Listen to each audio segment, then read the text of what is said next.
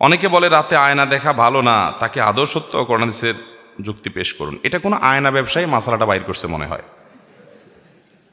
ভাঙা আয়নায় মুখ দেখলে ক্ষতি হবে, যাতে করে আয়নাটা ফেলা দিয়ে আরেকটা নতুন কিনে, এরকম কোনো কুমতলবে কোনো আয়নার দোকানদার এরকম মাসালা টাসালা বাইর করছে মনে হয়। কোরআন হাদিসে এরকম কোনো কথা নাই যে ভাঙা আয়না মুখ দেখলে সমস্যা হবে অথবা রাতের বেলা আয়না দেখলে অসুবিধা হবে।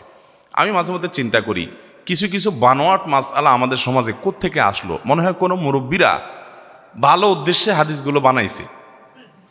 উদ্দেশ্য যদি ভালো হয় হাদিস বানানো জায়েজ হবে?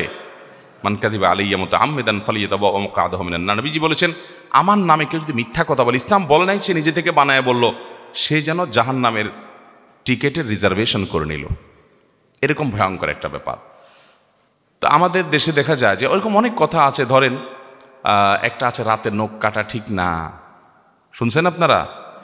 ভাঙা আয়না মুখ দেখা ঠিক না, ভাঙা প্লেটে খানা খাওয়া ঠিক না, রাতের বেলায় বা প্লেটের পানি বাহিরে ফেলানো ঠিক না। এসব ঠিক না ঠিক না ঠিক না যে বলছে, হাদিস কোরআনে কোথাও এটা নিষেধ করে না, কিন্তু এই ঠিক না আসলো কোত্থেকে?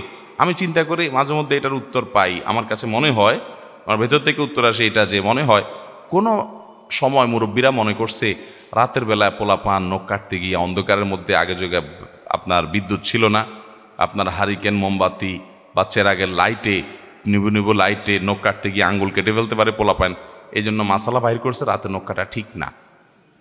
বুঝতে পারছেন? তারপরে যায় আপনার রাতে যদি পানি ফেলেতে যায়, তো এখন তো আর ফকফকা লাইট তখন ছিল না, অন্ধকার ছিল সব, দেখা গেল কেউ আসতেছে তার গায়ে পানি পড়তে পারে, এই জন্য একটা মাসালা বাইর করে দিল যে রাতে পানি ফেলানো ঠিক না। এই যত ঠিক না আছে এগুলো সব সৎ উদ্দেশ্যে হাদিসগুলো বানাইছে হয়তো কেউ বা কারা, কিন্তু এগুলো কোরআন হাদিসে এই যেগুলো বললাম এগুলো নাই।